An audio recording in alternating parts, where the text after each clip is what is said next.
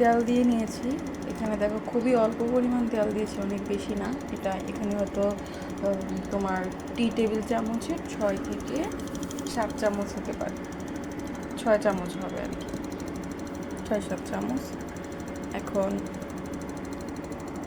আমি এখানে রান্না করব শাক ভাজি, লাল শাক। আমি তার জন্য পরিমাণ মতো তেল দিয়ে নিয়েছি।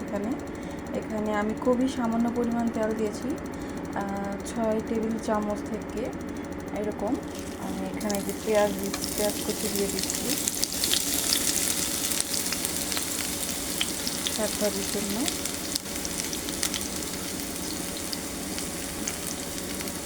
তার সাথে সাথে আমি রসুন দিচ্ছি 2 কোয়া।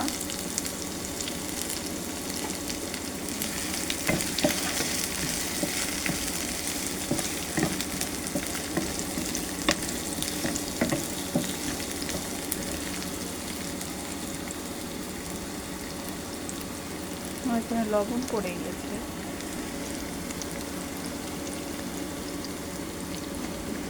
এখানে আমি আন্দাজ করে অল্প 1 টেবিল চামচ থেকে একটু কম হবে লবণ দিয়েছি।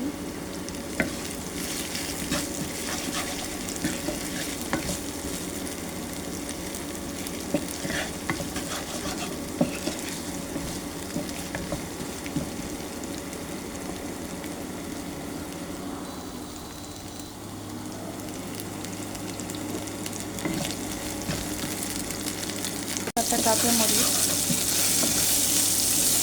এই পর্যায়ে যখন আসবে তখন আমি এখানে রসটা কমিয়ে এখন আমি শাক দিয়ে দিলাম। এটা হচ্ছে ইন্ডাকশন ছিল, ইন্ডাকশন পাতিল, খুব দ্রুতই কুক হয়ে যায়। পেঁয়াজগুলো এক সাইড করে এভাবে ধরে এখানে আমি শাক দিয়ে তারপর হচ্ছে আমি আবার ক্যামেরা ব্যাক আসছি। তো এই পর্যায়ে হচ্ছে ঢাকনাটা খুলে আমি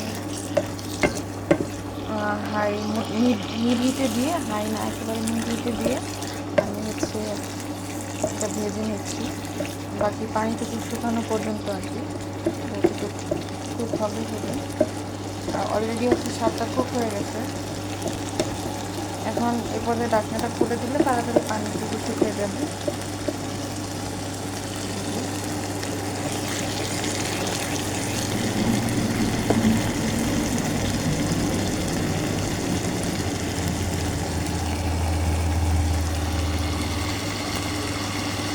এই পর্যায়ে আমি হচ্ছে মাছগুলো ভেজে নিব।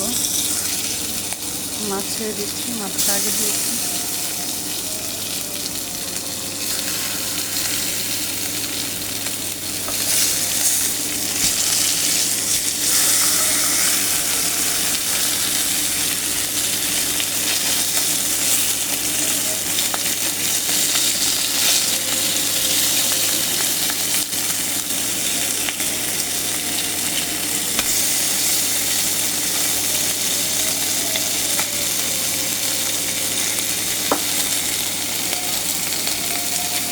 যে মাছের পিসগুলো আর হচ্ছে আলুগুলো ছিল আমি ওইগুলো দিয়ে দিলাম।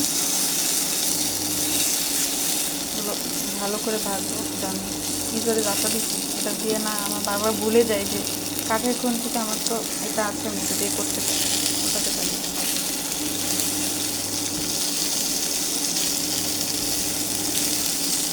আমি খুবই সামান্য তেল, একদম তেলই নেই, মানে মাখা মাখা তেল, মানে যেটা হচ্ছে যে 1 স্পুন কি 2 স্পুন হতে পারে সর্বোচ্চ।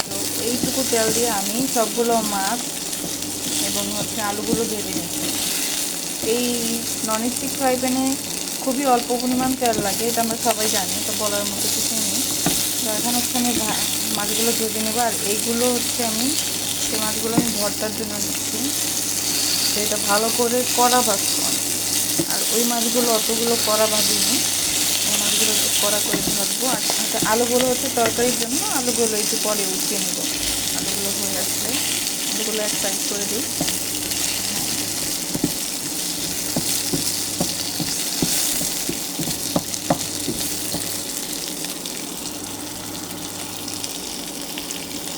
এটা আমি হচ্ছে রান্না করতেছি, ফ্রাই করতেছি 160°C।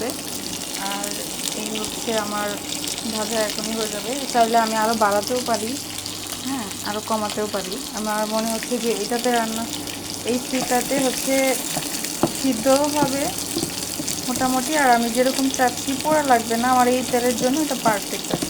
কারণ যদি আমি আরও বাড়িয়ে দিই আরও দ্রুত হবে, পোড়া লাগবে না, সেটা হচ্ছে আমার কাছে থেকে নাড়ানাড়ি করতে হবে। আমি চাইলে একটু সাইড দিই বা আরও তার একটু কম রেখে একটু দূরে ফিরে অন্য কাজও করতে পারবো, তো সেটা আমার জন্য সুবিধার।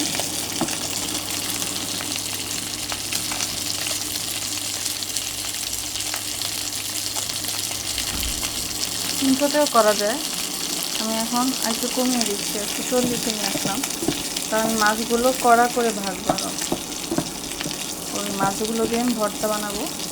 আলুগুলো প্রায় হয়ে গেছে, আমি আলুগুলো নামিয়ে নেব এবার। ভাজাগুলো শেষ, এখন আমি হচ্ছে এর মধ্যে